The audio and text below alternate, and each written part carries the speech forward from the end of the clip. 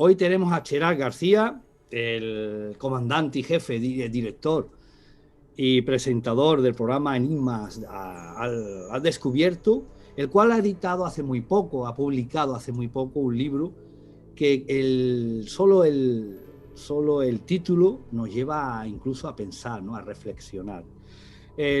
Rompiendo paradigmas, se llama el título de la nueva publicación, en este caso, del amigo Gerard. Gerard, muy buenas tardes o noches, depende de donde estemos viendo, y bueno, estamos deseando de escucharte con tu nueva publicación de tu nuevo libro. Muy buenas, Michael. De verdad que muy bien hallado y con muchísimas ganas de charlar contigo, que yo sé que la charlita va a estar muy interesante, va a ser muy productiva y, como bien dices, vamos a romper muchos paradigmas. Si te parece, después tenemos un poquito de tiempo, por supuesto vamos a darle a publicidad, que estoy muy interesado, ¿no? en un nuevo invento, el EBECOM, ¿no? El EBECOM, que junto a Miguel Navarro, bueno, pues había llevado un proyecto a cabo muy interesante y al final pondremos un vídeo de cómo tratáis de comunicaros con... Lo dejo en interrogante para que lo explique. Si quiero, explicar brevemente ahora con qué os podéis comunicar o nos podemos comunicar con esta Pues bueno, de aquí nace este nuevo libro donde ya estamos hablando de unas formas de vida que existen por ahí arriba en el cielo, que a lo largo de la historia hemos confundido con ovnis, y la intuición me llevaba a pensar que si los observamos en infrarrojo, si pueden emitir pulsos en infrarrojo, había que comportarse igual que ellos para poder establecer un contacto. Entonces fue decirle a Miguel: mira, Miguel, necesito un cañón de infrarrojos de esta manera para poder hacer esto. Se quedó así un poco dubitativo, pero en cuestión de 2 horas ya tenía los planos, ya estábamos preparando, digamos, el primer modelo. Pasaron 8 meses de I+D hasta que ya conseguimos la impresión en 3D, el registro como modelo de utilidad. Obviamente estamos hablando de un invento, por tanto había que proteger la idea para que nadie nos la robara. Y lo más interesante de todo esto es que tanto estudio y tanta investigación esperando unos resultados es lo que hemos conseguido. Es que esas extrañas luces, estas entidades biológicas, pues interactúen con nosotros. Y eso es lo que veremos, Chera, eso es lo que veremos al final, ¿no? Si me permite, Chera, voy a leer unos parrafitos de tu libro, que con esos parrafitos perfectamente define lo que es el contexto del libro. Empieza: nuestros ancestros, a lo largo del paso de los milenios, nos dejaron un legado. Tallaron y representaron en la roca todo eso que observaban y les llamaban la atención. Lo dejaron a la vista de todos, pero nunca supimos interpretar esos grabados ni darles una respuesta sólida, hasta ahora. Y así empieza, Gerard, así empieza tu libro. Y nosotros, pues, estamos ansiosos a que nos explique un poquito. Nos vamos a desvelar, decir a nuestros oyentes y videntes que vamos a poner algunas fotografías del libro. Desde luego no lo vamos a destripar, y seguramente pues nos llevaremos a alguna sorpresa. Así que, Gerard, hasta ahora, ¿no? Parecía que lo que nuestros ancestros dejaron tallado en esa roca era como representando lo cotidiano, esa escena de caza, pero había algo más. Exactamente, había mucho más, Habían cosas muy curiosas y con esto me gustaría empezar, digamos, desde un principio, ¿no? Después de 2 años de la primera publicación de mi primer libro, ya estábamos con la investigación de observar el cielo en infrarrojo, y me repetía a mí mismo, ¿no? Muchas veces: si los vemos, si todo el mundo a día de hoy que más o menos se aprecie y le gusta un poco el tema de observar el cielo de noche, los que le gusta la ufología, saben que allá arriba hay cosas raras. Yo decía, pero solamente nosotros en nuestra parte de este tiempo, desde Roswell, no, esto, si realmente está ahí, que estoy convencido de ello, nuestros ancestros tuvieron que ser testigos, y así como representaban, como bien dices, ¿no?, esa vida cotidiana, pues un acto de caza, una representación de un semejante, o dejar simplemente dejar los negativos de las manos marcadas en la pared, era obvio pensar que si nosotros vemos cosas raras en el cielo, nuestros ancestros también. En esta pandemia, cuando empezamos con el confinamiento, se empezaron a ver alrededor de todo el planeta pues estas esferitas con el pequeño círculo concéntrico, el agujerito en medio, ¿no? Que se mantenían estáticas alrededor de todo el puñetero globo. Y dije, wow, esto es lo que tenemos que buscar, esto es lo que hay que buscar. Es decir, círculos concéntricos tallados o grabados en la roca. Y digamos que empieza toda esa aventura donde llega un momento en el que ya la cabeza saturada porque te das cuenta que alrededor de todo el mundo estaba esa conexión, ¿no? Y de ahí viene el romper esos paradigmas, la arqueología convencional. Tú lo sabes mejor que nadie, Michael, que las mejores piezas de los museos siempre acaban en un sótano. Lo más extraño, lo más extraordinario, lo más brutal, todo lo que puede cambiar por completo la historia y por tanto cambiar muchísimas cosas, todo acaba en un sótano porque no interesa. Bueno, pues claro, empiezo a ver ese patrón repetido y lo curioso es eso, ¿no? Que veo que está como globalizado, para que todo el mundo me entienda, está repartido por todo el mundo. En el libro hacemos un recorrido por diferentes partes del planeta y era muy curioso porque rompiendo esos paradigmas a lo que me refería con la arqueología convencional es que se achacaba a movimientos orbitales. Y dices, vale, puedo comprender que nuestros ancestros, con todo el tiempo libre que tenían, pues por las noches, a lo mejor después de estar todo el día cazando, en vez de echarse un cine o ver Netflix, pues se tumbaban a ver las estrellas. Y con ese cielo tan increíble, sin contaminación atmosférica ni lumínica ninguna causada por el ser humano, me imagino que tendrían que disfrutar de un grandísimo espectáculo. Ahora, sería técnicamente imposible que una cultura, y me refiero a no todas, sino algunas de ellas, que a lo mejor sí que tenían mucho conocimiento en botánica, tenían mucho conocimiento en muchas otras cosas, pero a lo mejor no tenían una escritura, una matemática o un conocimiento, ¿no?, del tema astronómico. Sin embargo, claro, me parecía muy curioso que en su inmensa mayoría era un círculo con un agujero en medio, ¿no? Eran, digamos, dos círculos, un círculo concéntrico. Claro, si hablamos de órbitas, bueno, deberían de haber más, no solamente dos. ¿Qué estábamos viendo? ¿La Luna y el Sol solamente? ¿Y por qué no estaba marcado? Había esa serie de incongruencias que por mi curiosidad no me encajaban, por mi ignorancia tampoco, y fue cuando volví a repetirme la pregunta, ¿no? Tendremos que ver entonces círculos de todo tipo también, no solamente el círculo concéntrico, y de hecho, pues claro, empiezas a darte cuenta, ¿no?, que en diferentes culturas pues han dibujado como círculos que parecían soles. Ahora luego viene la arqueología convencional y te dice, no, es que son soles. Y dices, bueno, tú cuando representas el sol, lo representas una sola vez, no haces un mural lleno de soles. Igual que, por ejemplo, haces la escena de caza y representas esa escena de caza, pero no haces 50.000 grabados idénticos, ¿no? Solamente representas uno igual. Sin embargo, esto se repetía. Y claro, de ahí viene otro de los paradigmas, ¿no? El tema de la Atlántida. Wow, chico, es que eso es la respuesta como Dios, ¿no? Es la respuesta que vale para todos. Como no, todo lo que se ve en el cielo es un ovni, ya está, con el hecho de decir que es un ovni ya es la panacea, ¿no? Y claro, y vas tirando del hilo y empiezas a ver que ya no Gerard, solamente... perdona, Gerard. Dime. Ya que has dicho eso y tenemos fotografía, ¿qué te parece si ponemos esos círculos concéntricos para que nuestros espectadores, bueno, puedan ver, a ver si la tecnología me deja? Tenemos aquí. Vamos a ponerlo en grande. Después hablaremos de esta.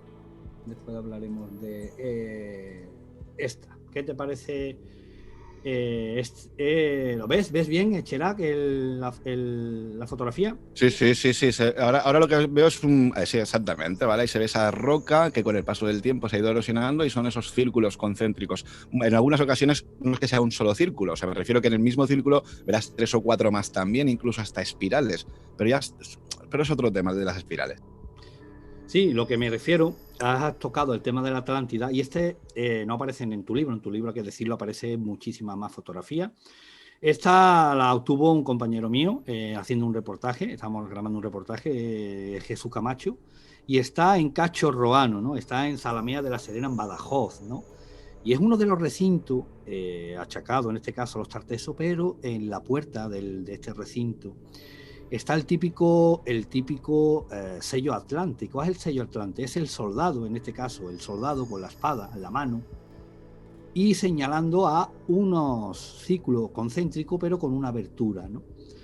Pero es lo que ibas a decir ahora, Gerard, ¿no? Está con estos círculos concéntricos, bueno, nos puede llevar un poquito a la Atlántida, pero es lo que tú dices, ¿no? No solo en la península ibérica, sino en todo el mundo, tanto hemisferio norte, hemisferio sur, incluso en muchísimas culturas y en muchísimos siglos y zonas temporales, ¿no? No estamos diciendo, ¿no? Porque esto está datado del siglo VI, siglo V, antes de Cristo, ¿no? Pero hay círculos concéntricos, círculos así, será que son milenios y milenios de antiguo. Sí, es más, lo que pasa es que, claro, en el libro he dejado mucho material por poner. No quería hacer un libro excesivamente pesado, lo quería hacer bastante gráfico, bastante visible y sobre todo que fuera una invitación a que el propio lector quisiera indagar un poquito más con el tema, ¿no? He llegado a encontrar círculos con 60.000 años de antigüedad, según la datación oficial, ¿eh? Aquí nos tenemos que basar en lo que nos dice la ciencia convencional y nos tenemos que creer que son 60.000 años. Posiblemente sean más o posiblemente sean menos, pero bueno, hay diferentes culturas como los indios Hopi que ya nos estamos metiendo en una cantidad de tiempo considerable, ¿eh? Y luego también en Uganda, por ejemplo, los de Uganda son preciosos. Y yo estoy muy... que nada que ver con el tema de la Atlántida. Fíjate que de la Atlántida tenemos los relatos de Timeo y Critias de Platón, pero es que fueron 12 los griegos a los que le llegó el conocimiento de la Atlántida, de los cuales solamente tenemos el de una persona. Imagínate las otras 11, si a lo mejor hubiera sido el mismo tipo de relato que Timeo y Critias, a lo mejor ha variado. Y si la Atlántida en otro sitio hubiera sido un cuadrado concéntrico, por ejemplo, en vez de círculos concéntricos, o en otro, en vez de ser una isla o ser un continente, se referiría, por ejemplo, a lo que en la actualidad llamamos primer mundo, y por eso encontramos civilización alrededor de todo el planeta y encontramos esos vestigios de una supuesta civilización anterior a la nuestra, ¿no? Por eso descarto bastante el tema de lo de la Atlántida, al igual que, por ejemplo, también relojes astronómicos, calendarios solares, todo esto que es la respuesta fácil a lo que no podemos encontrar respuesta, o que si se la damos y la respuesta es lo que nos va a desmontar los paradigmas y romper los paradigmas, obviamente no podemos encajarlo ni en la historia ni en la cultura convencional. Pero bueno, ahí tenías también una imagen que has puesto antes de Tassili, que luego si quieres la desarrollamos, porque es muy curiosa, porque también la encontramos en la cultura Hopi, algo muy similar. Si quieres, empezamos. Lo tenía. Empezamos por la primera. Esta sí aparece.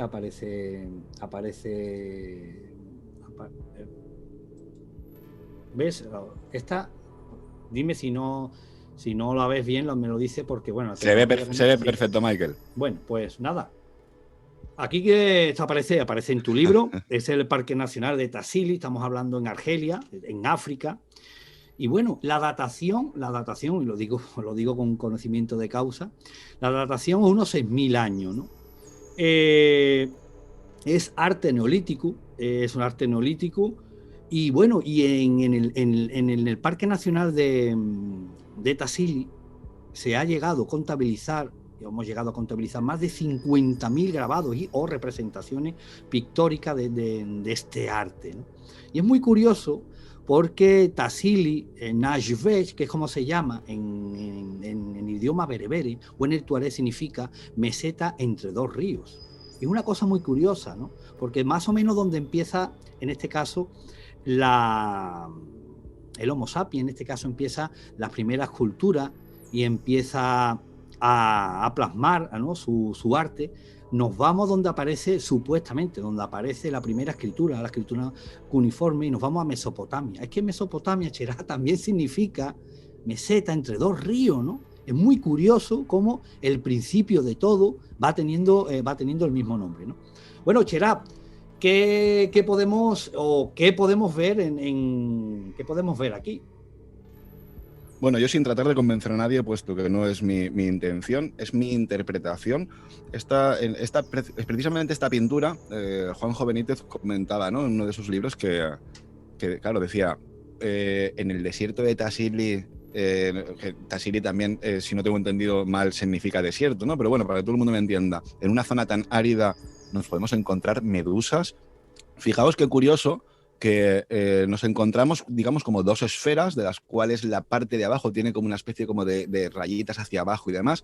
La que está en la zona central, fijaos que en la parte de arriba tiene como una cuña. No sé si tienes así, por ahí... así se verá mejor. Sí, bueno, preferiría la anterior foto, por favor, Michael. Vale. porque ahí también nos encontramos esa misma esfera que se ve detrás de la cornamenta, ¿vale? Pero en la imagen anterior nos encontramos que en la parte de la derecha también hay otro igual, pero ojo, aquí tiene un ser humano. Vale, qué curioso, ¿no? Todo el mundo más o menos sabe que la superposición de pinturas no se hacía en esa época, igual que a lo mejor la gente, si nos escucha gente joven, ¿no? Con el tema del graffiti, por educación nunca le pisas el graffiti a nadie, nunca pintas encima de, ¿no? Por respeto y por educación.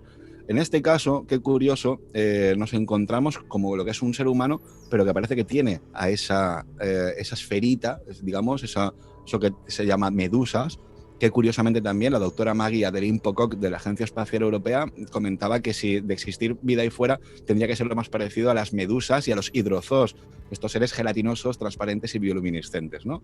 Qué curioso que si se ve cómo es arriba es abajo, ¿vale? Como decía Hermes. Bueno, en esta pintura es eso, ¿no? A mí me llamó mucho la atención, puesto que la figura central, lo que está detrás de la cornamenta, tiene como un pequeño círculo en el medio y arriba lo que es una cuña, y de repente me vino a la cabeza la imagen de esa misión de NASA, la STS-75, el incidente Tífer, donde encontramos lo mismo, círculo concéntrico con agujero al medio y una cuña en una de sus partes, ¿no? Y nos dice NASA que son bloques de hielo que se están viendo a través de un filtro ultravioleta, y todos los bloques de hielo son idénticamente en su patrón. Me llama mucho la atención y, ojo, lo curioso de todo es que nos encontramos una pintura también en Arizona, donde se ve algo muy similar, lo que es un círculo concéntrico lanzando como un pseudópodo, una especie de patita o algo, y está elevando por encima también a un ser antropomorfo, lo que daría la sensación de abducción, ¿vale? Entonces, por eso me llama la atención, ¿no? Porque son pinturas en diferentes lugares del mundo donde guardan ese patrón en común, y donde aquí ya podríamos estar hablando de que esa cosita está interactuando con el ser humano. A diferencia que muchos tacharían de fenómeno ovni, por ejemplo, de nave espacial, y sin embargo, si nos basamos en lo que se ve en la misión STS-75, obviamente eso no son ovnis, no son platillos volantes, son formas de vida, eso que la criptozoología denomina bestias atmosféricas. No sé si tienes por ahí la fotografía esta que te digo de Arizona, pero si no la tienes ahí a mano, la localizo yo en un momentito, comparto pantalla para que la veáis. Ok, sí, que no he querido tampoco poner mucha fotografía. Tengo más fotografía, pero de tu libro no he querido yo tampoco destripar. Lo que sí podemos ver en esta fotografía en el arte rupestre, lo que hacía era la vida cotidiana. En este caso, pues vemos una cabra montesa, una cabra, escenas de donde, como muy bien dicho, aparece un ser humano. Incluso aparece en la esquina un extraño animal, ¿no? Pero bueno, ¿y qué pinta? La pregunta es, ¿qué podrían estar representando esa especie de medusa? Porque, bueno, se ha dicho, ¿no? Que, bueno, que se ha comentado muchísimas veces que cuando estos chamanes, ¿no? tomaban psicotrópicos, ¿no? Sustancias psicotrópicas, o tomaban alguna sustancia, bueno, pues en el estado alterado de conciencia podía plasmar esto, ¿no? Pero, ojo, estamos diciendo de que en la vida cotidiana de nuestros ancestros era la caza, eran cómo comían, eran cómo se desplazaban, y era lo que pintaban, ¿no? Era lo que veían, lo que pintaban, ¿no? ¿Qué supuestamente, qué podemos pensar de eso que está ahí representado, ¿no? Y más interactuando, como vemos en la parte derecha, como vemos en un ser humano envuelto, como bien dicho antes, ¿no? En una especie de, no sabemos el qué, ¿no? Como metido en algo, ¿no? Para mí no es ni más ni menos que eso que hoy en día se llama abducciones, y es, pues bueno, un ser humano que ha sido raptado por este tipo de entidad biológica. Para mí no me cabe la menor duda, pero ojo, no solamente por esta fotografía que estamos viendo, sino porque el patrón en común que se guarda con lo que son las bestias atmosféricas que domina la criptozoología, con lo que vemos en la misión STS-75 de NASA, o con otras pinturas que nos hemos encontrado, por ejemplo, en Arizona con los indios Hopi, donde se ve exactamente lo mismo, otro círculo concéntrico que eleva, además digo eleva, puesto que hay dos seres antropomorfos, supuestamente son seres humanos, entonces uno de ellos está por encima, al que se lo está como, digamos, llevando, ¿no? Y dices, claro, a mí no me cabe la menor duda que estoy en lo cierto cuando hablamos de que son esas formas de vida que están ahí interactuando con ese ser humano.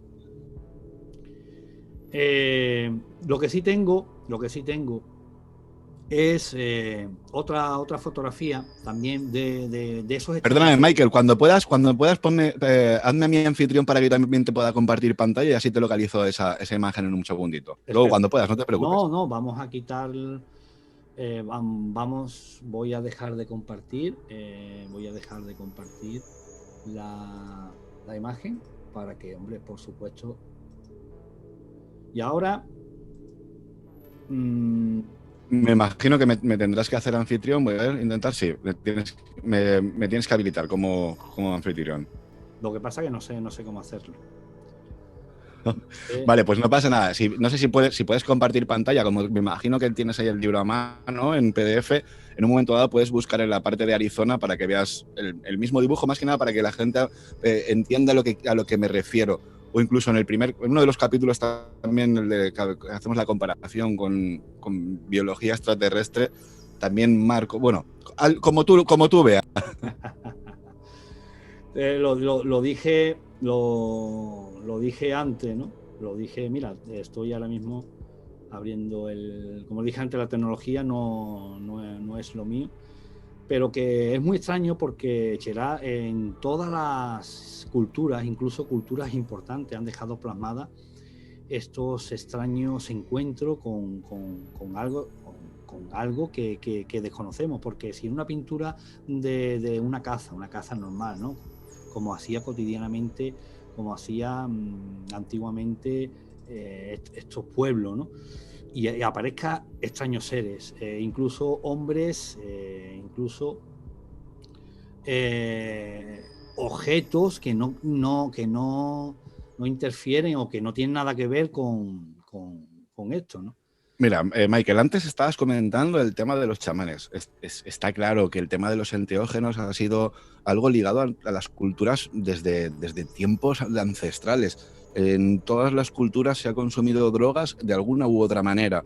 Ahora, si alguien no ha consumido nunca drogas, a lo mejor no puede entender que una persona, cuando está bajo el influjo de ciertas sustancias, lo que menos puede hacer literalmente es ponerse a dibujar y menos tener unas líneas rectas o unos trazados perfectos, porque no tienen la cabeza como para hacer eso. De hecho, en uno de los capítulos hablamos de cómo sí que es cierto que ha habido consumo de enteógenos y es posible que luego ese chamán, después del resacón y de ese pelotazo brutal de haber estado en contacto con todo tipo de dioses ancestrales, ¿vale? Está claro que a lo mejor ese chamán al día siguiente dice, wow, me acuerdo de que ayer, cuando iba Máximo Pelotazo, vi esto y lo otro, e intentara representar, y por eso más o menos hay unas formas extrañas, banginas, etcétera, etcétera, etcétera. En Kimberley, en Australia, nos encontramos lo de las banginas es impresionante. Ahora, también hay que pensar algo, y es que hablamos de tribus que hacían danzas, que se ponían plumas, que se ponían otro tipo no sé, de abalorios, como pueden ser pulseras, como pueden ser cualquier tipo de cosas. Solo tenéis que mirar tribus indígenas no sé, con ornamento ancestral, ¿no? Y vais a ver cómo muchas veces la danza de la lluvia, cómo se baila o se hace algún tipo no sé, de ritual en agradecimiento de algo, y el propio ser que está escenificando todo ese baile, pues resulta que a lo mejor lleva unas pulseras con plumas que le cuelgan o lleva cualquier cosa. Esto, por ejemplo, si no recuerdo mal, es en Guajibo, en Venezuela. Ahí nos podemos encontrar una medusa, es que se ve a la perfección. A ver, se ve a la perfección. Si más o menos sabes por dónde van los tiros, se ve, ¿no? Perfectamente que, bueno, que se ve ahí algo, una especie de semiesfera con una especie de bolitas colgando. Esto ya te digo que es súper interesante, de verdad que a mí ya te digo que me pareció increíble la cantidad de cosas extrañas, pero que guardan luego un patrón en común cuando estamos hablando de vida y no de medios de transporte. De hecho, luego si quieres hablamos de Nuremberg y de Basilea, donde ahí ya no cabe ninguna duda. Sí, será, sí, porque vamos a hacer cronológicamente, como lo haces en tu libro, cronológicamente desde el pasado hacia nuestros días. Bueno, pues queda reflejado en el arte rupestre, pero ojo, cuando nos vamos acercando a nuestra edad, por ejemplo, la Edad Media, cuando ya empieza un poco esos libros, empieza la tinta, empieza a plasmarse en hojas de papel, bueno, y empieza la gente, ya se inventa la escritura, por supuesto, y ya puede dejar plasmado, no solo en dibujo, que Gerard, sino solo en palabras, pueden dejar plasmado lo que vieron. Por supuesto, tecnológicamente, si ven en aquel entonces ve algo extraño, bueno, pues su cultura en el sitio, la zona temporal del tiempo, donde la zona temporal que esté, bueno, pues lo tiene que atribuir a los adelantos que hay en aquella época. Si quieres, puedes hablar Y también sobre de todo, eso. perdóname, Michael, mira, y sobre todo que cuando estamos viendo algo que no conocemos, intentamos extrapolarlo mentalmente, ¿no? Y tenemos esa pareidolia mental. Es decir, si tú estás viendo luz, pero tú no conoces la luz, porque estamos hablando de hace 10, 15, 20 mil años, o como el carro de Ezequiel, la visión que tuvo Elías en la Biblia, carros de fuego. A lo mejor no es que hablásemos de fuego, sino hablábamos de luz. Lo que pasa es que en esa época no existía la luz, por tanto, ¿qué es algo que brillaba? Fuego. Entonces, hay una interpretación y una mala interpretación con todo esto. Esto es lo que quería dejar muy claro, que a veces decimos, no, mira, es que ha habido un piloto que dijo que vio algo metálico. Bueno, yo tengo mis amistades pilotos en la aviación comercial y militar que han sido testigos del fenómeno ovni y ninguno de ellos me ha dicho era metálico. Siempre me dicen, me recordaba que era metálico, me da la sensación de, pero no puedo afirmar algo cuando directamente no sé lo que estoy viendo. Mira, vamos a ir lo que has comentado, que esto es muy curioso, que esto sí ya está dibujado, pero aparte está escrito, ha quedado constancia escrita de estos acontecimientos. ¿Qué nos puede decir, Gerard, de esto?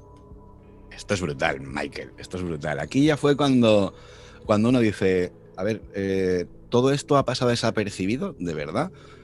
Fijaos qué curioso que aquí estamos hablando de dos fenómenos celestes ocurridos en el pleno siglo XVI, 1561, 1566, en Basilea y en Nuremberg, y hablamos de que al amanecer se reporta que diferentes esferas de colores chocaban entre ellas, algunas de ellas llegaban a caer al suelo, ¿no?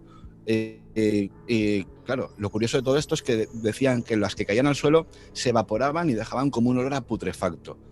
Vamos a ver, si fuera algo metálico, podría oler a gasolina, podría oler, bueno, a gasolina, para que todo el mundo me entienda, ¿no? Si es algo metálico y tiene algún tipo de combustible, que ya me parecería excesivo que los extraterrestres usaran combustible líquido, pudiendo usar, no sé, electromagnetismo o cualquier tecnología futurista, pero bueno, aquí en este caso caían al suelo y con el paso de las horas se evaporaban y dejaban olor a putrefacto. ¿Quién no ha paseado alguna vez por la orilla de la playa y ha visto una medusa y lo que queda son 4 trozos de gelatina? No queda nada más. No he metido el hocico en una medusa en descomposición, pero solamente no huela nada bien, ¿no? Entonces, fíjate qué curioso, Michael, que en esta figura, bueno, se ve el Sol, obviamente, nuestro astro rey, pero nos encontramos cruces, nos encontramos círculos, y luego nos encontramos unas cruces que en cada vértice acaba con un círculo, ¿no? O sea, fíjate qué curioso este fenómeno, pues bueno, como os comentaba, José Campos, comandante José Campos de la aviación comercial del Perú y anterior militar, llega un día que tiene un avistamiento ovni, de estos ovnis, una luz y demás, esto y lo otro.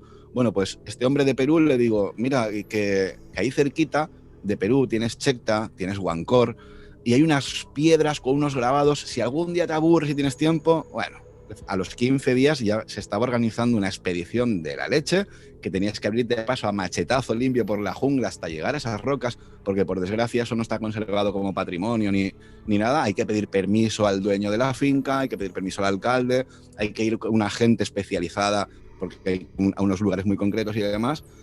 Y luego, no sé si tendrás por ahí la piedra Roseta, que he denominado Roseta, y la tienes para más adelante, y si no, os la comento ahora. No la tengo, no, Gerard. Vale, pues en el libro, en uno de los capítulos donde me centro en la parte de Perú, porque en Perú iba buscando la cruz concéntrica y el círculo concéntrico, ¿no? Y me encuentro esa cruz concéntrica, pues bueno, me la encuentro en Perú, me la encuentro en la Isla de la Juventud en Cuba, y cuando llegas a los juicios de Nuremberg, juicios de Nuremberg, cuando llegas al fenómeno celeste de Nuremberg, me vino a la mente hostia, si ahí había unos grabados con cruces también. Claro, y dices, es que eso es lo que estaba viendo la gente en el cielo. Por tanto, todo lo que hemos visto representado en la roca se estaba viendo en el cielo. No era porque se habían consumido enteógenos, no era porque estaban aburridos y representaban movimientos orbitales, movimientos astrales o representaciones de nuestro astro rey, porque lo que estamos observando, por ejemplo, en el fenómeno celeste de Nuremberg, son esos 3 patrones en común, donde tienes la cruz, el círculo y la cruz con unas esferas en cada vértice. Pues resulta que nos encontramos en Perú una roca a la que tuve que denominar la piedra Roseta, porque de entre tantos grabados que había, nos encontrábamos estos tres mismos patrones: el círculo concéntrico, la cruz concéntrica y la cruz en donde en cada vértice tenía un círculo.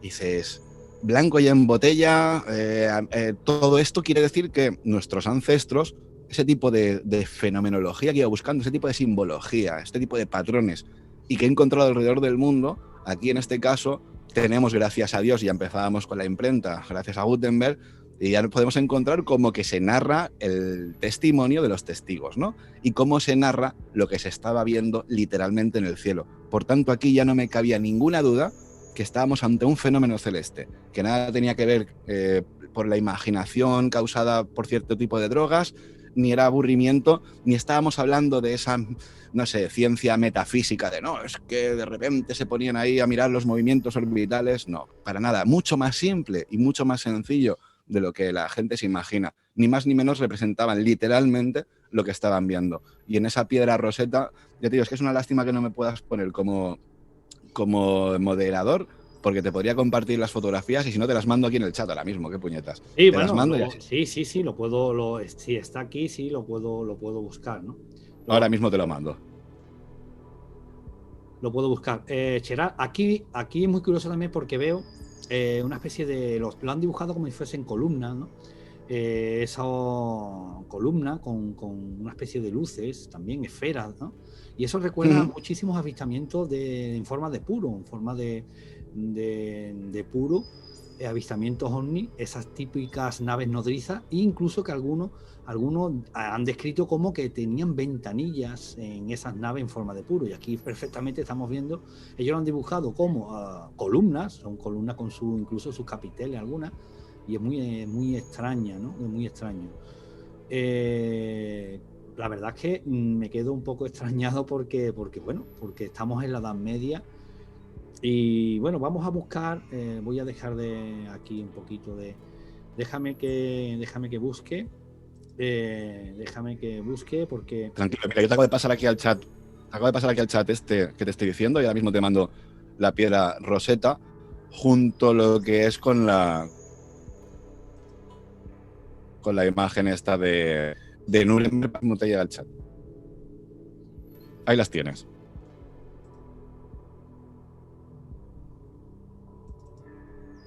sí.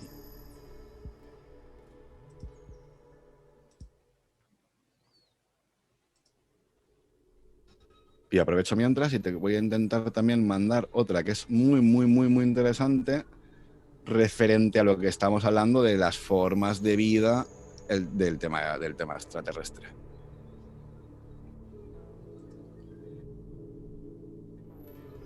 Vale, pues ahí te están llegando las fotos al chat. Ya las tienes todas.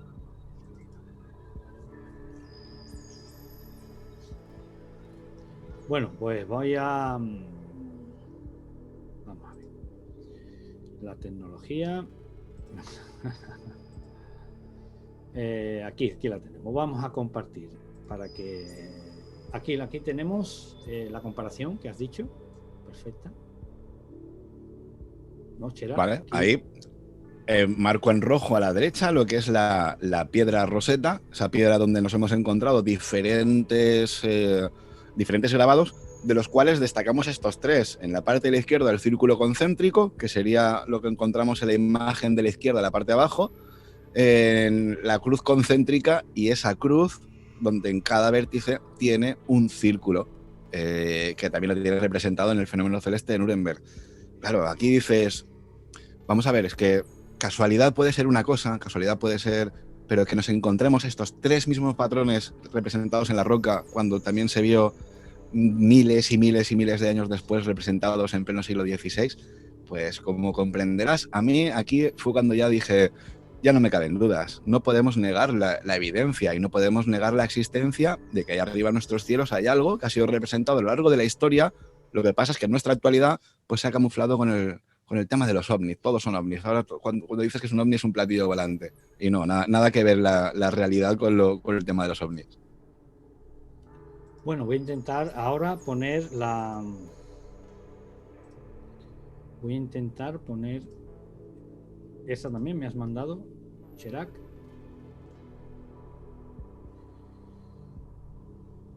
el micro, pon el micro que lo tiene desconectado. Ay, perdón, ahora. Vale, fíjate qué curioso que aquí estamos hablando de estos círculos concéntricos, pero en este caso lanzan como algo, ¿no? Vamos a decir un artrópodo, un pseudópodo, una patita, como lo queráis llamar, me da absolutamente igual, ¿vale? Y sin embargo, en el de la izquierda va la mano, pero en el de la derecha hay un señor antropomorfo más grande y el otro más pequeño, dando la sensación de lejanía o algo, y está como elevándolo, porque lo tiene boca abajo y está como, no está ni a ras de suelo ni nada. Bueno, que en este caso la interpretación me da igual que está a ras de suelo o no. Lo que está muy claro es que estamos observando cómo ese círculo concéntrico está lanzando en una pata y elevando, o lo que es levantando a ese ser antropomorfo. Claro, a mí aquí con esto, que es lo que me llama la atención, como hablábamos antes de Tassili, ¿no? En Tassili nos encontramos ese círculo donde tiene al ser humano dentro, en este caso le lanza una patita. Me da la sensación de lo que está haciendo es interactuar con él de alguna u otra manera.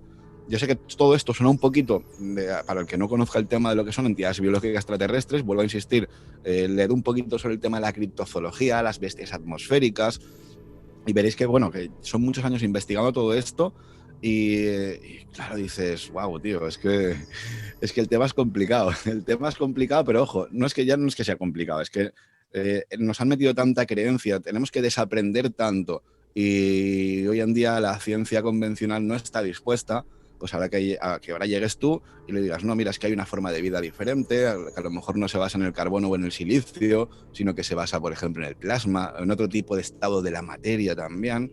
Claro, cada día, Michael, nos encontramos nuevas formas de vida.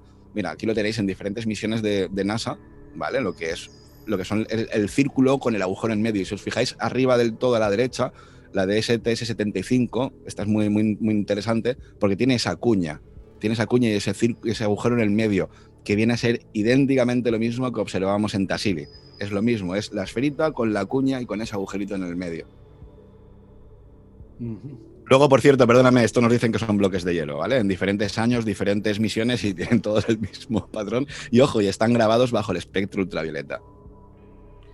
Es muy interesante, ¿no? Porque es que tienen la misma forma.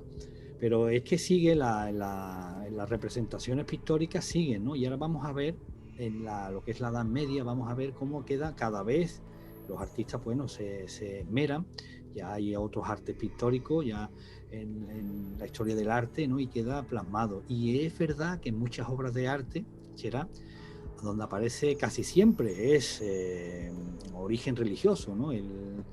Aparece algo que no tiene que ver, está fuera de contexto con lo que se representa, una crucifixión o la aparición de una virgen, el nacimiento de, como siempre, como he dicho, estamos hablando de una zona donde la religión era lo primordial. Así que voy a ponerlo aquí voy a ponerlo aquí a ver si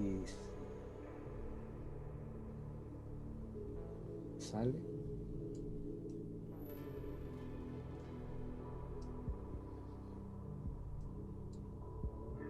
Bueno, voy a compartir. Igualmente, Michael, si luego alguien, pues bueno, quisiera que se le mandara las fotografías, hay algunas que obviamente no las puedo mandar porque son fotografías que han sido exclusivas para el libro, pero las otras se pueden encontrar fácilmente en internet y se las podemos mandar sin ningún problema si tienen no sé, si tienen curiosidad por verlas y ves que se te complica un poquito la cosa, que nos lo diga tu audiencia, que nos dejen un correíto o algo, se pongan en contacto con nosotros y se las mandamos sin ningún problema. Vamos a dejar de... A ver, es que la tecnología, bueno, pues no es lo mismo, pero bueno, hay que aprender de todo esto, ¿no? ¿Estás viendo ahí, por casualidad, estás viendo algo? No. Sí, se ve Dossier 41 ahora mismo. Ahora, ¿no? Ahora empezamos, hemos dicho, esto lo dejamos aquí, ¿no? Estamos viendo aquí, ¿no? Estás viendo, ¿no? Esa imagen, ¿no? Perfecta, ¿no? Bueno, pues eso es un relicario que está en el Vaticano, un relicario del siglo IV y del siglo VI, donde está, lo que estamos viendo son piedras de Palestina, ¿no? Ese relicario está en la Biblioteca del Vaticano, ¿no? Bueno, pues está abierto y como vemos al fondo, pues hay 5 representaciones, ¿no? Vamos a seguir, si nos fijamos en la de arriba, a la izquierda, vamos a seguir el vídeo hacia adelante, fijaros lo que aparece. Ahí se ve María Magdalena, que es la que aparece en la tumba de Jesús, porque es la tumba de Jesús en el momento de la resurrección, ¿no? Bueno, aparece en lo alto de la tumba, en lo alto de la roca de Jesucristo, que es lo que aparece será. Porque esto, hay que decirlo, lo que estamos viendo representa un artefacto volador, el cual está con una especie de rayo alumbrando lo que es la tumba de Jesús. Vemos hacia a la derecha un ángel y la Virgen, bueno, la Virgen no, es María Magdalena, ¿no? Que es la que descubre en este caso, ¿no? Aquí en la mente del pintor, en la mente del artista, ¿no? ¿Qué podemos nosotros decir que se le ha pasado a la mente para representar eso, ¿no? Estamos hablando en el siglo VI, ¿no? En el siglo VI después de Cristo. Hoy en día, si lo viéramos hoy, como lo estamos viendo, ¿qué puede representar? Como muy bien dices, a día de hoy, con nuestros ojos de hoy y con lo que nos han metido en la cabeza desde tiempos de Kenneth Arnold, obviamente aquí la representación que te indica o que te va a hacer mentalmente pensar que es un objeto volador no identificado y por tanto ya se convierte en un medio de transporte que sirve para que señores antropomorfos se crucen la galaxia, ¿no? Pero lo que realmente estamos viendo podría ser, le podríamos dar 1000 interpretaciones, porque no estamos viendo nada, no parece tecnológico, parece que tiene ventanitas, pero ¿y si lo que estábamos viendo, imagínate, un hidrozo de estos que empiezan a emitir luces, son bioluminescentes y tienen esas tiras de luces que parecen LEDs, ¿cómo representarías sin saber lo que es y si lo vieras en el cielo, ¿no? Claro, tú con el lápiz, con lo que estés utilizando que tenga el pigmento para poder marcar, vas a intentar representar en base a lo que viste, o lo que estás viendo, o lo que sea, ¿no? Para que todo el mundo lo entienda. Entonces, claro, tú haces ese trazado, pero esto puede ser muy interpretativo. Lo que a mí no me cabe ninguna duda es que hablamos de siempre un mismo patrón. Es un círculo que por el cual tiene un agujero en el medio y que muchísimas veces ese agujero en el medio, por el motivo que sea, parece ser que lanza algún chorro de luz, algún espectro de luz, lanza algo por el medio, ¿no? Y fíjate que por antonomasia es el típico patrón del platillo volante. Son todos iguales, vienen de diferentes puntos del planeta y los extraterrestres vienen siempre con un mismo modelo, que es un modelo universal. Bueno, todo hay que decir también que este tipo de pinturas, lo que estás poniendo ahora mismo y la anterior, no son fotografías que haya incluido en el libro, pero no deja de ser curioso como el patrón siempre, Michael, es el mismo. A mí es lo que más me ha llamado la atención con este libro, que he ido buscando 2 patrones en común, el círculo concéntrico y la cruz concéntrica, y me los he encontrado desde hace 60.000 años hasta la más actualidad, ahora más brutal, de hace 10, 15 días como mucho. Claro, eso es lo que he querido hacer, ¿no? Porque claro, en tu libro podía ser extensísimo y poner todo esto, ¿no? Pero por eso no quería tampoco destripar la fotografía, unas fotografías que tiene dentro del libro espectaculares. Por eso sí he traído fotografías que no pertenecen al libro, pero refuerzan tu teoría. Y para darte más credibilidad a lo que estás exponiendo, mira, Chera, cuando habla de círculos concéntricos, lo vemos, por ejemplo, porque se ve desde abajo, se ve desde arriba, ¿no? Pero si lo vemos de perfil. Voy a poner esta fotografía, bueno, estamos en la iglesia de Notre Dame en Borgoña, en Francia, y es un tapiz, es inmenso, como estáis viendo, ¿no? Es un tapiz del siglo V, ¿no? Pero, ojo, ahora, si le damos un poquito hacia adelante, en una de esas esquinas, lo que podemos ver arriba de esas mujeres, en lo alto de una colina, que es un objeto. En este caso digo objeto porque es algo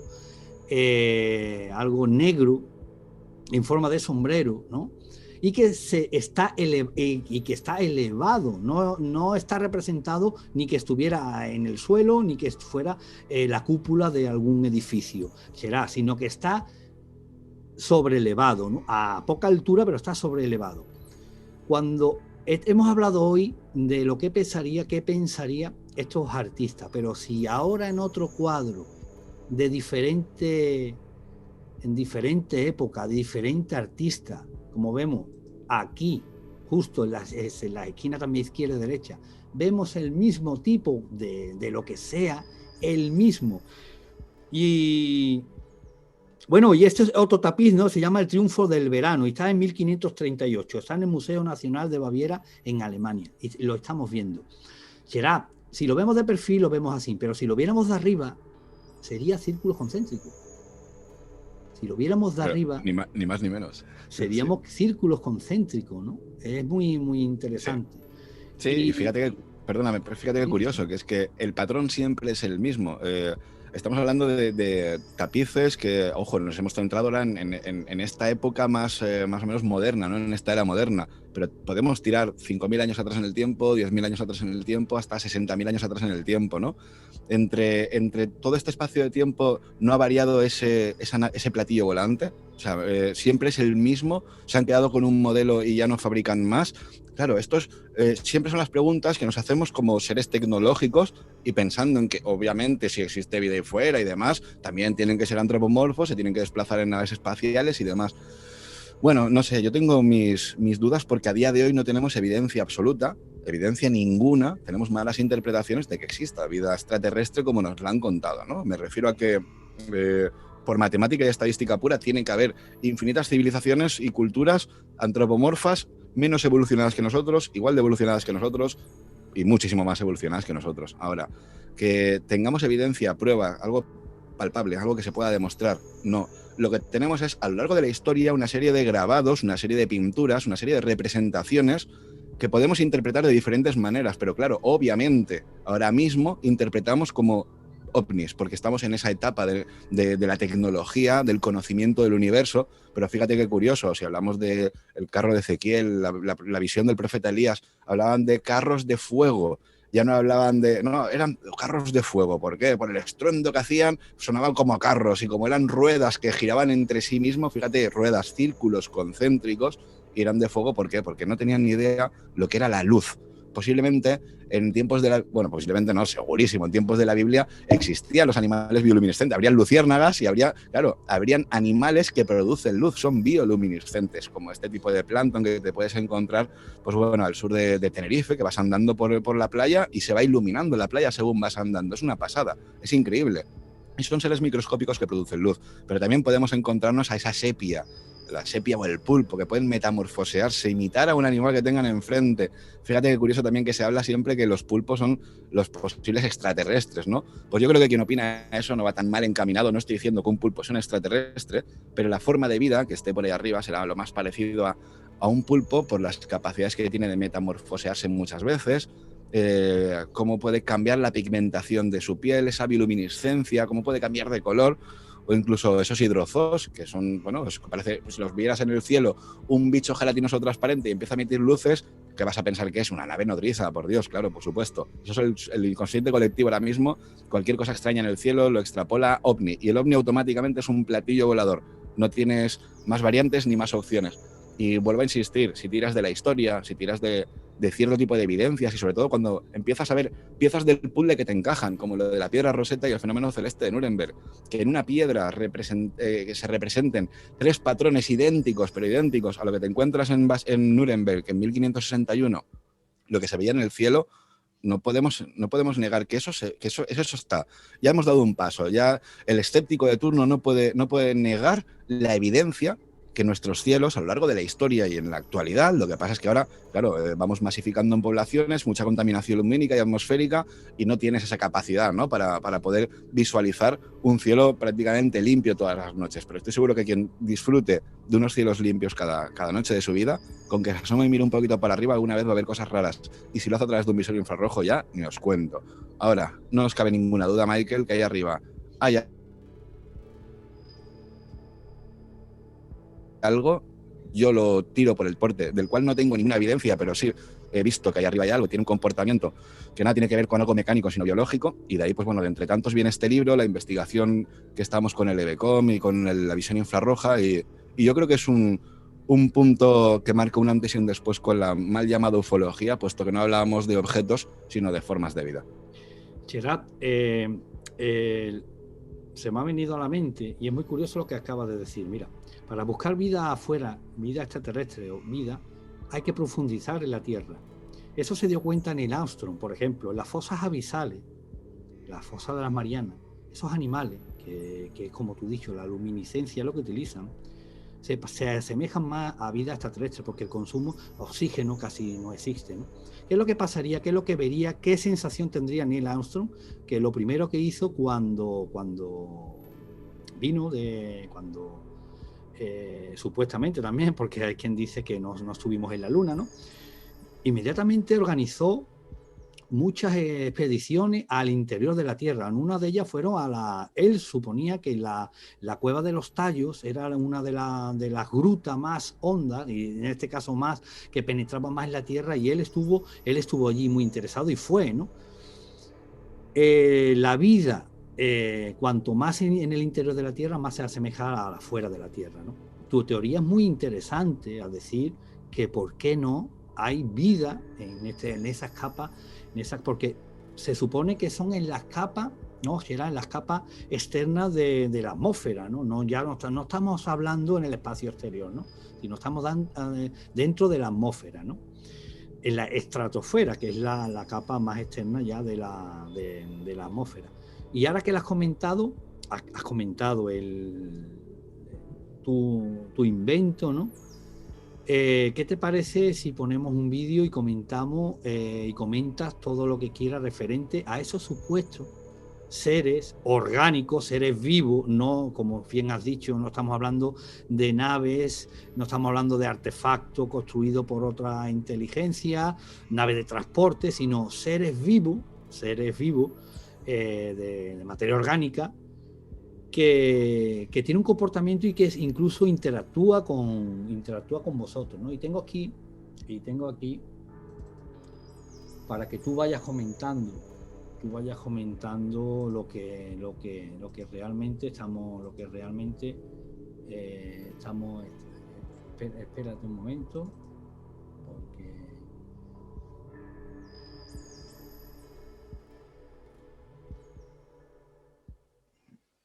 no, Chera, aquí estamos viendo, ¿no? Aquí lo que estamos observando es una grabación del cielo nocturno a través del espectro infrarrojo. ¿Por qué infrarrojo? Porque a simple vista no se ve, ¿vale? Sí que es cierto que este tipo de fenomenología, en algunas ocasiones, algunas veces, y por eso lo hemos visto representado a lo largo de la historia, y muchísimas personas han sido testigos de ello, se ve a simple vista. Lo que pasa es que utilizamos el infrarrojo porque es mucho más factible, pues, poder observarlos, ¿no? En alguna ocasión se ve ahí como un puntero láser. El puntero láser lo único que nos sirve es de guía para poder decirle a la persona que no tiene el visor infrarrojo dónde tiene que apuntar con el EVCOM, donde yo estoy viendo a través del visor. Es decir, a simple vista no lo veo, a través del visor sí, por tanto apunto con el láser, sin apuntar a la entidad biológica, obviamente, para que, por ejemplo, en este caso, Miguel Navarro apunte ahí con el EVCOM esperando pues el obtener esa respuesta. Veis que ahí de vez en cuando se ve alguna ráfaga y es el láser donde intentamos señalar para apuntar directamente con el EVCOM. Será que quede claro, que queda descartado que sea un avión, que sean satélites, ¿no? Porque lo tenéis bien controlado, que en ese momento en el espacio aéreo no cruza ningún avión o ningún artefacto de esto, ¿no? Bueno, para empezar, no son aviones porque tenemos diferentes filmaciones donde se ve a la perfección un avión. O sea, el patrón nada tiene que ver. Y luego nos han salido muchos satelitólogos, ¿no? Mucha gente que en vez de preguntarse o cuestionarse directamente te sueltan lo primero que dicen. No, es que eso es un satélite. Bueno, pues para empezar, nosotros somos los primeros en descartar porque no nos gusta que nos llamen vendahumos, ni pretendemos engañar a la gente, ni estamos aquí para tener nuestro minuto de gloria, ¿no? ¿Qué es lo que pasa? Que tienes diferentes aplicaciones, diferentes páginas web donde tú puedes calcular con toda precisión en el punto geográfico donde estés qué es lo que está orbitando en esos momentos por encima de tu cabeza. Entonces, al lugar donde nosotros vamos, además de hecho lo hemos comentado muchísimas veces, estamos entre el norte de Valencia y el sur de Castellón, en una zona muy concreta que es un lugar de poder, es un sitio idílico y maravilloso. No quiero decir el lugar exacto para que la gente no vaya a destrozarlo, que es lo que pasa con estos sitios, pero más o menos para que todo el mundo me entienda, muy cerquita de lo que es la Cartuja de Portaceli, ¿vale? Satélites. Bueno, pues a ver, podrían ser satélites. Es que a mí, mira, ¿ves? Ahí tienes el avión, por ejemplo, pasando. Las luces estroboscópicas, las de posiciones, se ve perfectamente que nada tiene que ver una cosa con la otra, ¿no? ¿Qué es lo que pasa? Que no son satélites por la sencilla razón que nosotros cuando vamos calculamos y vemos, porque por desgracia no podemos salir todos los días, está nublado, toques de queda, restricciones. Entonces, ¿qué es lo que pasa? Que cuando vamos ahí lo calculamos con una semana de antelación, sabemos lo que va a estar ese día orbitando. Y a lo mejor ese día pasa uno a las 6 de la tarde, a las 5 de la mañana o a las 12 de la noche, pero no pasan 12 en una hora y media, ¿vale? Entonces ya descartamos que sean satélites porque tenemos tantísimas aplicaciones que así nos indican que ahí arriba no hay nada, y luego aparte es el comportamiento que tienen algunas de estas luminarias que grabamos. Ya no solamente es el comportamiento de que algunas veces van más rápido, otras veces van más lentos, hay algunas que incluso parece que van excesivamente lento, ¿vale? Sino que hemos llegado a obtener respuesta. ¿Respuesta qué quiere decir? Que nosotros con el EBCOM, como esto va a estar grabado en vídeo, para que todo el mundo entienda lo que es un EBCOM, es un aparato pues bastante bueno, factible para llevarlo en la mano, lo podemos poner en un trípode y demás, con un cabezal de 48 LEDs al que le hemos incrementado la potencia, corregido ciertas cositas, ¿no? Y con esto lo que hacemos es mandar pulsos de infrarrojo, ¿no? ¿Qué es lo que pasa? Que hemos llegado a obtener la respuesta de que eso, cuando pasa por encima nuestra y lo estamos grabando y le estamos enfocando y dándole cañonazos con el EBCOM, de repente aumenta el tamaño, cambia, o sea, en vez de ver ese punto que va cruzando de manera rectilínea, en ese momento donde está en nuestro campo de visión y enfocándole con el EBCOM, pega un golpe de intensidad, es decir, aumenta la intensidad muchísimo. Algunos pueden decir, no, es que se produce el efecto espejo en un satélite. Pues bueno, chico, tengo un visor de los chinos que vale 100 euros y con eso veo a 200 metros. No puedo ver a 400 kilómetros de altura, que es mínimo donde empiezan a haber objetos orbitando manufacturados, ¿no? Y luego, aparte, es que si se produjera un efecto espejo, tendría que repetirse el patrón que estamos enviando. El patrón ha sido un patrón que hasta que hemos dado con algo, que hemos obtenido respuesta, se ha ido modificando pues, durante 4 o 5 meses perfectamente. Entonces, la respuesta que obtenemos son esos, digamos, intercambios de saludos, entre comillas saludos para que todo el mundo me entienda. Yo te mando pulsos de infrarrojo y tú me contestas, ¿no? Pero no me conformo con eso, Michael. Yo soy muy cabezón y hasta que no consiga que baje uno, que lo podamos filmar muy bien, grabarlo todo y poder documentarlo para que todo el mundo lo vea, no me voy a quedar tranquilo. Y ojo, nos falta muy poquito, es cuestión de tiempo y de buen tiempo y que nos dejen salir sin ningún tipo de restricción horaria. Si quieres podemos ver, para terminar, podemos ver el último representación pictórica donde puede que uno de esos seres haya bajado, ¿no? Y un pastorcillo con su perro lo haya, bueno, pues lo haya captado, ¿no? Y ese pintor, vamos a... Pensaba que me ibas a hablar de apariciones marianas cuando has dicho el pastorcillo con el perro. Bueno, porque sí, es efectivamente. Pero sí, para mí es lo mismo, ¿eh? Es podemos decir que sí, que aquí lo estamos viendo. Aquí estamos viendo la Madonna de San Giovannino de 1450. Y bueno, aquí perfectamente no tiene nada que ver, Gerard, no tiene nada que ver la representación de la Virgen. Se supone que aquí está Juan Bautista con Jesús. Y al fondo, arriba, se ve muy bien como un pastorcillo, un pastor con su perro está mirando, se está ocultando porque el sol está dando de cara, vemos el sol que está enfrente de él y ahí aparece lo que estás diciendo, ¿no? E incluso ve como esa especie de tentáculos, ¿no? Ahí, ¿no? Eso queda a lo mejor no son tentáculos y es la sensación que da es como cuando dibujamos el sol, dibujamos un círculo pero con palitos, que son los rayos, ¿no? Lo que nos deslumbra, lo que brilla más de la cuenta. Y fíjate qué curioso que, como dices, en esta Madonna, en la parte de arriba a la izquierda, se ve el sol perfectamente también dibujado como con esos rayitos. Sin embargo, lo que estamos observando en la parte de la derecha, y como bien se ve en esta imagen, el perro está mirando para arriba, pero el señor se está tapando la vista, como diciendo, algo me está deslumbrando, tengo algo delante que emite luz y me está tapando. A lo mejor es por el sol, perfecto, ¿vale? Me parece genial. Pero qué curioso cómo en una pintura de este tipo, hablamos de pinturas marianas, donde se supone que, entre comillas, ¿no? Para que todo el mundo entienda, ese respeto, el culto, la religión.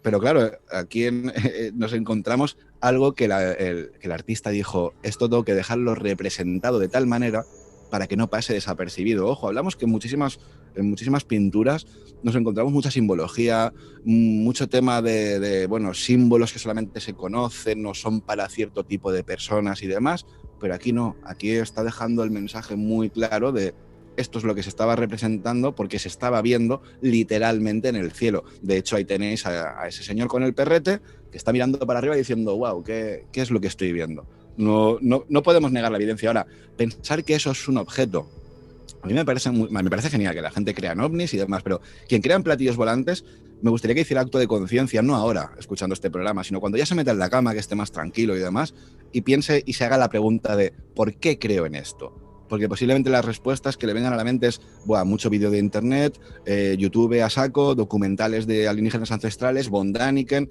lo más famoso. Y lo más famoso no tiene que por qué ser siempre lo verídico. Ojo, no nos olvidemos nunca que Von Däniken habló de la cueva de los tallos y ni siquiera la pisó. Pero ojo, también hay que mamar de todas las fuentes para saber cuál es el agua que más te gusta, cuál es la fuente que mejor agua te dé. Yo opino que hay que leer de todo, hay que ver todo para luego poder sacar conclusiones. Pero sobre todo que quien le guste el fenómeno de los ovnis, de los platillos volantes, que se haga a sí mismo las preguntas de ¿por qué creo en todo esto? Y ojo, y si alguna vez ha visto algo, y si lo que ha visto es algo que tiene más que ver con un platillo volante, o si a lo mejor era simplemente una luz que se comportaba de manera extraña. Porque es curioso, no quieren que los veamos, se camuflan los reptilianos con el gobierno y demás, pero luego salen por ahí con las naves con los platillos volantes haciendo lucitas que parecen una disco móvil, ¿no? Es todo tan un sinsentido, y a día de hoy que un platillo volante, como nos hemos encontrado de gemuelles, pues no, a lo mejor lo que estamos hablando es de esa tecnología que tenían ciertas agencias gubernamentales americanas y de ahí el tema de los platillos volantes va más por el tema terrestre que extraterrestre. Bueno, Gerard, ha sido un placer que estés conmigo, que no va a ser la primera vez que vas a estar aquí conmigo. Y que bueno, dónde podemos conseguir el libro, el Ecomón, este magnífico invento, y nada, y la forma de contactar contigo. Bueno, pues para el libro lo tenéis en Amazon. Si alguien lo quisiera pues firmado y demás, que se ponga en contacto conmigo a través de enigmasaldescubierto13@gmail.com, el 13 con números. Lo gestionamos nosotros y sin ningún problema. Y bueno, si a alguien le apetece escuchar el programa, está en iVoox, Enigmas al Descubierto. Y para lo del tema del EBCOM, estamos trabajando en la página ebcom.net. Estamos ahora mismo con un mantenimiento porque acabamos de adquirir el dominio y demás. Y todos los vídeos, todo nuestro trabajo de campo, todo lo que hacemos referente al EBCOM, lo tenéis en la página Project EBCOM en Facebook. Y de verdad, he echado un vistazo a los vídeos porque creo que a más de uno le va a dejar con la boca abierta, sobre todo cuando una amiga nuestra se compra el EBCOM, se compra un visor infrarrojo, se va a Ponferrada y a 1200 metros de altura, por debajo de ella, ¿no? Está grabando esferas luminosas que se ven solamente con el infrarrojo, porque ella me decía, es que a simple vista no los veo, pero a través del infrarrojo sí. Y cómo con el EBCOM llega a interactuar hasta el punto de que 3 de ellas se pusieron encima de la furgoneta. Claro, aquí alguien dirá, no, rayos globulares es lo que estoy grabando. Es que los rayos globulares no tienen inteligencia como para sentirse atraídos, ¿vale? A lo mejor pueden, como dice algún científico, y estamos hablando de mucha hipótesis muy extraña, porque no se puede demostrar, a lo mejor el infrarrojo podría interactuar, ¿no? con el gas ionizado. Pero no tenemos evidencia ninguna y oye, pues que de repente llegue yo y lo descubra, pues vamos, esto es increíble que la ciencia no lo haya conseguido. No, señores, no, ni rayos globulares, ni satélites orbitando a 1000 metros de altitud, ni nada, ni muchísimo menos. Formas de vida que han estado ahí a lo largo de la historia y bueno, si en el primer libro ya lo dejábamos claro, yo creo que en este de Rompiendo Paradigmas, ovnis rupestres, creo que hemos dejado bastante claro, ¿no? Que se representaba lo que literalmente se veía en el cielo, pero lo que se veía en el cielo nada tenía que ver con un medio de transporte, sino con algo biológico. Y sobre todo, bueno, Michael, de verdad, muchísimas gracias por la oportunidad y ya sabes que cuando quieras cuenta conmigo y lo mismo te digo, te espero pronto en Enigmas al Descubierto. Por supuesto. Pues ha sido todo un placer tenerte aquí, Cherac. Nada, el placer es mío. Muchísimas gracias por tu tiempo, por tu dedicación y por darme la oportunidad, ¿no? de hablar de este libro que acaba de salir hace una semanita justo. Hasta pronto, entonces. Un gran y fuerte abrazo, familia.